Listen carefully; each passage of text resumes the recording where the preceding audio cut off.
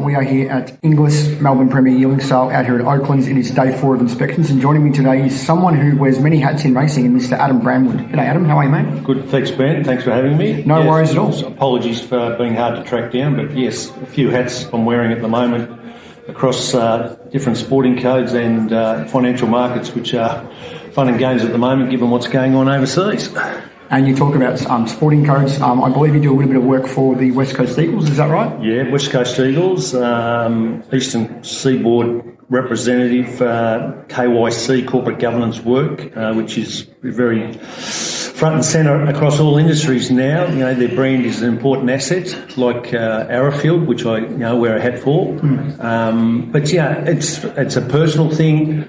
Something I was brought up on in the financial markets from my days at Citibank, Merrill Lynch, UBS. Your brand's the most important asset as a person, as the people you represent. So sometimes that's forgotten, but it is now coming front and centre with who you deal with. In simple terms, Ben. Yep. And tell me about your involvement with Arrowfield. It started from I've been there 4 years. In fact, I've just actually resigned to. I'm now allowed to inspect other horses, and it was a great learning curve under John Massara, John Freya, the team. You can see why Arrowfield produce great horses, breeding wise, and then on the track. He's got great vision, John Massara. I can only tick the box in that space. But yeah, as I said, it started from a family relationship. One of John's sons, Michael, not Paul, who's in the horse. Michael is the fund manager. I can remember when he started as a graduate at UBS, and I was allocated to look after him. And my first question to him was, Massara, and your relation? And he said yes. And from that day, there was a good relationship. We could talk about everything financially, but we'd always talk about the four-leggeds, which was a simple introductory which just blossomed, and he's doing very well in the financial markets. He's now the leading fund manager for a big operation called Caledonia Investments. So but a great family. Back to John Massara. As I said, his vision. He's not thinking 3 months, 6 months in advance. He's thinking 5 years, 10 years. What's this industry going to be? And he just wants to see it go one way, progress. And I'm going to say it's in a good place at the moment, but it needs to be watched. Players need to be watched. New people come into the industry. They need to. We need to find out who they are, because that's something that I was doing at UBS around KYC. Know your clients. Who are we dealing with? And unfortunately, the racing industry previously, and I'm not saying it's happened in the last 8 months, but previously, if it was on the front page of the newspaper, it was always for the wrong reasons. People in Racing Victoria, Racing New South Wales, these guys running it, they're businessmen. They want to see it work, and prize money's.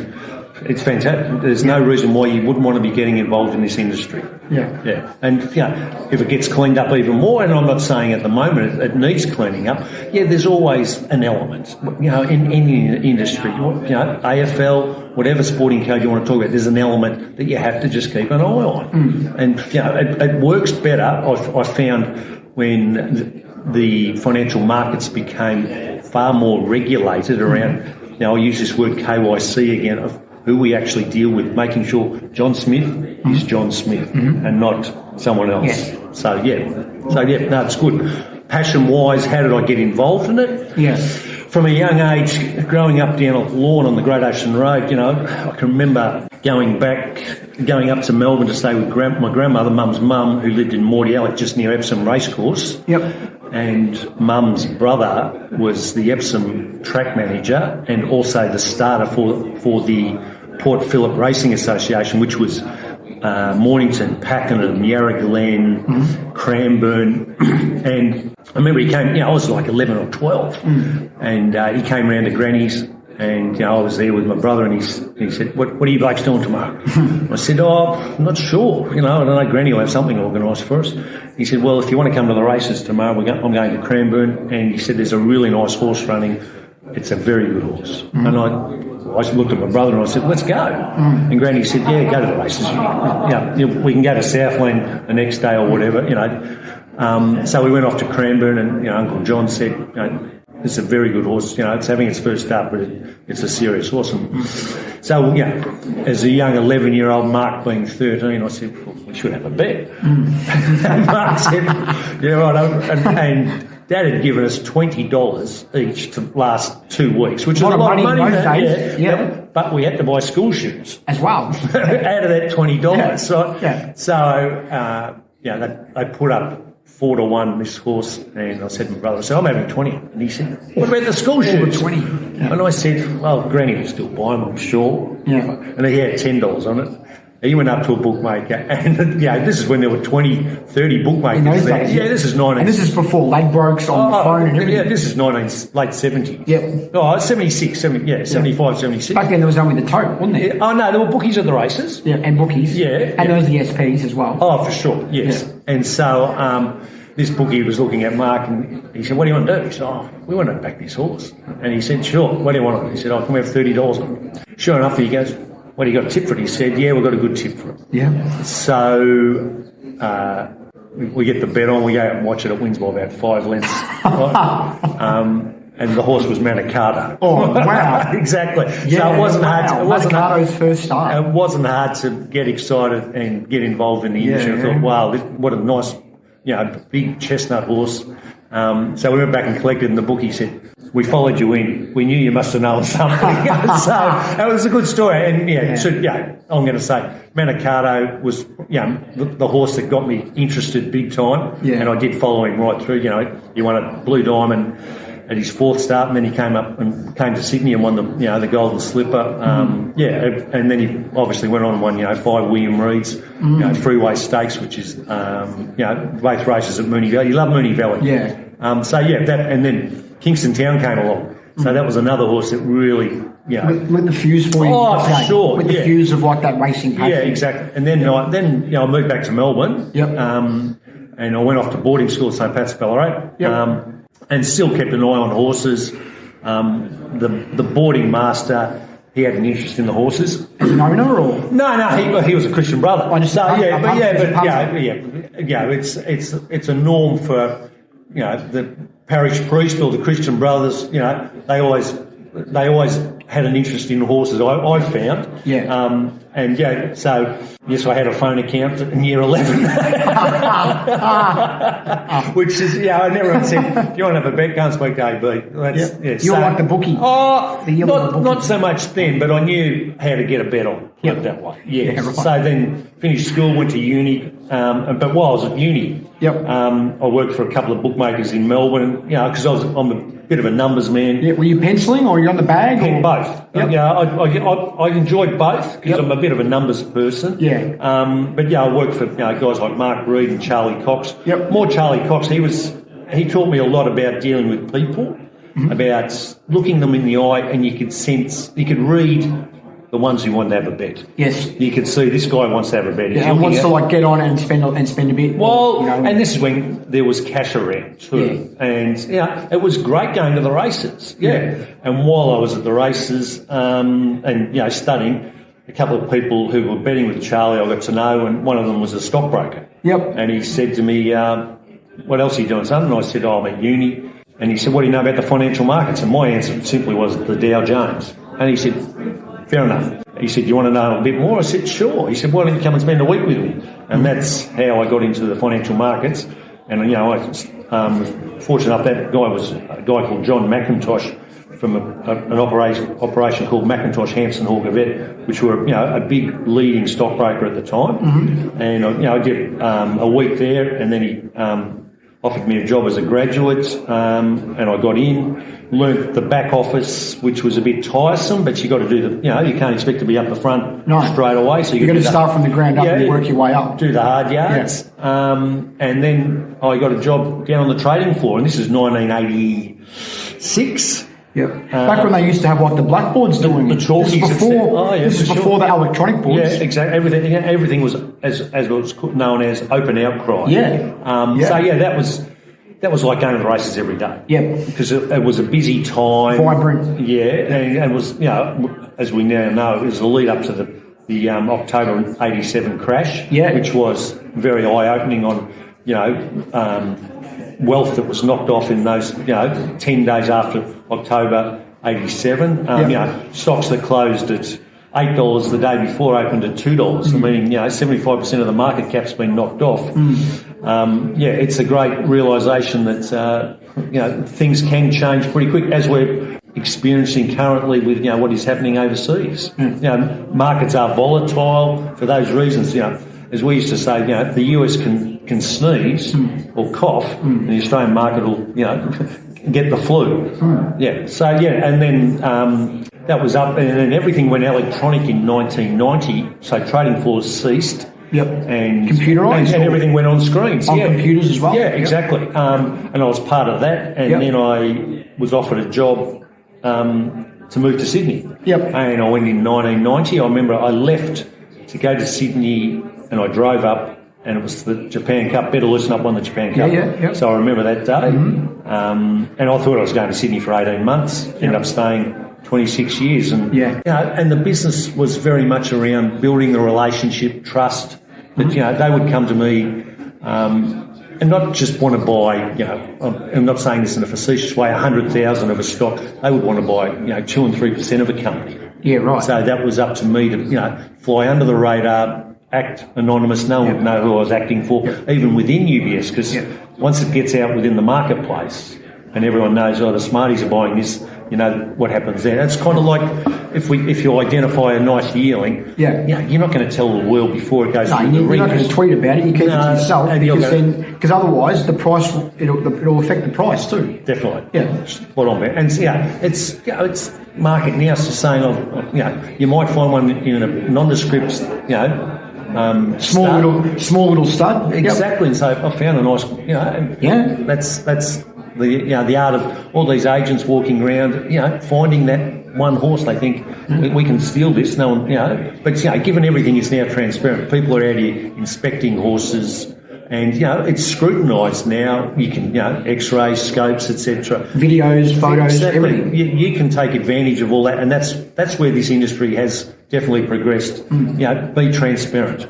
That's something from my UBS days, transparency of, when things are good, it's easy to pick the phone up. It is. When things are bad, it's even more important. And you said, obviously, you talk very, very highly of the Massara family. Like John Massara, look what he did. He brought a lot of Asian interest into racing with Mr. Yoshida. Look at all the Japanese now involved with Arrowfield. You've got Maurice and some others. Obviously Deep Impact. Unfortunately, he's not with us anymore. Unfortunately, but just getting that Asian investment, he was one of the main drivers of that. Definitely, He saw the vision of what they were doing into Europe and the US, where they were going out and buying the best of bloodlines on the dam side especially, and they wanted to, they said, you can see anything they do 120%. And the expense is not spared. No. They cut corners, and that's very much the theme at Arrowfield. If I've learned anything, horse-wise, in preparing horses, if they're not ready for the sale they have them earmarked for, they won't take them. No. But when they take horses to the sale, as observing over the last couple of years, they take them there to sell them. The reserves are always reasonable. As JM flags, we don't want to take them home. Sometimes yes we have to, but we take them there to sell. And like Magic Millions in January. They took 73, 74. I think 2 came home. 2. Which is, that's testimony that they go there to sell. They meet the market. Sometimes, I learned early days, I could see, this is a really nice horse. I'm thinking, this will probably make X. But they put it on at a very reasonable reserve, because if you put it on at a ridiculous reserve, people won't look at the horse. No. And I think that's what it's given. People have gravitated into the industry because they can see that at a reasonable price they're able to buy a horse. Sure, horses make $1 million. But there's a lower end of the middle tiers. It makes it more affordable. Definitely, and syndications make it viable. But you can have a fingernail of it, but you're involved. Absolutely. Whether it's 2%, 5%, you're involved. And these syndicates, guys do a great job, and they're as thorough because they're pushing their brand. If they keep finding the nice horse, and they they probably don't deal in the expensive space, but they can identify horses. There's some seriously good syndicators who have a great eye, and you can see why they're successful. Yeah. What's the best part of working in the racing and breeding industry for you, Adam? The best part, or the most fun part? The best part is I love seeing the horse. Yep. That's me. Yep. The interaction with people. It's I equate it's like any industry. You're going to meet good people, you're going to meet bad people, but you sift through that. That's life. You're not going to get on with everyone in life. But I've met some great people. Yep. And people, I see them, they say hello, and you have a chat. Given what everyone's been going through in the last couple of years, it's great to see people. Absolutely. Like when you and I catch up for a beer at the Emerald. Sure. Exactly. Yeah. And then, I happened to walk in there last night. Yep. And I saw, Squeak, an older guy who he just lives for racing, catching up with people and stuff. Racing. And he came straight up, how you going? And I said, great, mate. So we're all passionate about the horse. I think that's what the industry does attract. I know people get involved and then they lose interest for reasons, they're not enjoying the experience. And I say to people, I said, what do you want to get out of this? Is it fun? Is it business? I said, I've learned from, my investment banking days to even at Arrowfield, ask, what are you trying to get out of this? I do find a lot of people, get involved, but they haven't done enough due diligence on what they actually want to achieve out of it. If it's just fun, fair enough, or, like tomorrow I'm going to go to the races, because I haven't been to the races for a while. I'm looking forward to going to the Blue Diamond. Yeah. Blue Diamond Day is always a good day. Yeah, it's good racing, and they're great fields tomorrow. I can't wait to get there. Yeah. And what do you like to do in your spare time, away from everything? Away from everything, I love watching sport. I won't deny that. Probably, a sport channel. I know them all. Yeah, Fox Sports. Oh yeah, exactly. KO's a great investment. Yeah, KO's excellent. I know it's a subsidiary of Fox Sports, but it's good. Yep. I've played sport, at school and after school and stuff, but now probably I enjoy playing golf. Golf, yeah. I've taken it up late, but I can't wait to go and hit a golf ball. Yeah. But I stand the wrong side of the ball. I'm left-handed. A lot of people notice that first off, and the niggles there. Good banter, gamesmanship of he's a lefty. So that's what I like doing. Yeah. Ride the bike. Yep. Yeah. Go for walks as well. Yeah. I don't mind a walk. Yeah. I don't mind going for a walk. I've done a couple of walks in recent times. Only before Christmas, I went down to Thredbo. I'd never been to Thredbo. Oh wow! Had a look around there. Yeah, what do you think? Yeah, Mount Kosciuszko was a good walk. That was a bit more. But I thought I've got to get to the top. I thought there were a lot of older people. I was walking past. I thought if they can do it, I can do it. Yeah, absolutely. But no, it's a great space down there. There was still some snow there in November, which is quite remarkable. Yeah. When it's not snowing down there, it's big for mountain bike riding and stuff. It's very popular. It's really taken off. So catch up with the family. I've got 2 children. Jack's 25 and Gracie's 19. Yep. So often up and about. Jack's in the investment banking space. And he worked in racing for a while, didn't he? He did, yeah. In Europe. Yep, indeed. He went overseas. He was fortunate enough, right place, right time to meet someone, and he got offered a graduate, operation, 18 months, and he loved it. It was, and Gracie's at university. She's second year uni, and she's looking forward to starting.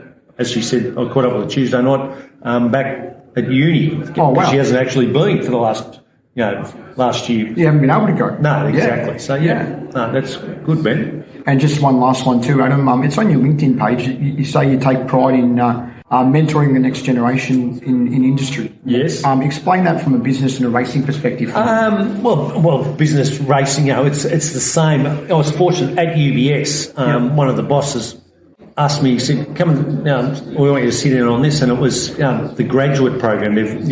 These investment banks are big on promoting, and they're always looking for the up and coming people, and that probably started even before that from coaching football. While I was in Sydney, I coached Riverview AFL, which is a Jesuit college up there, and then I got involved with the New South Wales under-18 stateside. Did that for a couple of years, which was great, and just seeing these younger guys come through, you can see they've all got ability, but sometimes they don't know how to harness it, don't know how to go about it, and just, as a guiding word of advice, just saying, think about doing this, because sometimes they get very hard on themselves. And I said, hey, sometimes you just got to wind it back to say, go out and enjoy yourself, go and have a kick. They're perfectionists though, aren't they? And I see it now, through the West Coast stuff, that, these kids are put under so much pressure so early that, no wonder, even when they're 15, 16, before they get drafted. Well, that's right. And, I equate it to like young horses. Yeah. Everything's a learning curve and experiences. And then I got, as I said, at UBS, I was in the graduate mentoring program, and there'd be 10 graduates each year come through late November, and we'd have them for 2 months, and you get allocated somewhere. But it was very satisfying. You see how they're all different. Everyone's different. Some of them have got the work appetite. Some of them are seriously smart. Yeah. But I will say, I've very rarely found the streetwise and academic in one. Yeah, it's hard to find, isn't it? Very much. Could make it, especially in the investment banking, we're big on, could you make a decision? It doesn't have to be the right decision, but make a decision, and if it's right, great. But when it's wrong, acknowledge it, but learn from it. They're probably little things. It equates to business. It equates on the sporting field. You might on the footy field. He's turned the wrong way, turned back into traffic. You're thinking, mate, use your left side of your body. That's right. Yeah, so that was very satisfying. I enjoy young people coming to say, what do you think of this? And people still do. I've got a lot of guys that I've coached and I still catch up with, and how you going? We're always, I'm 57. Everyone's still learning, mate. Yeah, mate. We learn every day, don't we? Yeah, exactly, Ben. Yeah. Spot on. Adam Brandwood, thanks for joining me, mate. Pleasure, Ben. Finally, we got it done. We did. Thanks, mate. Cheers. Thank you.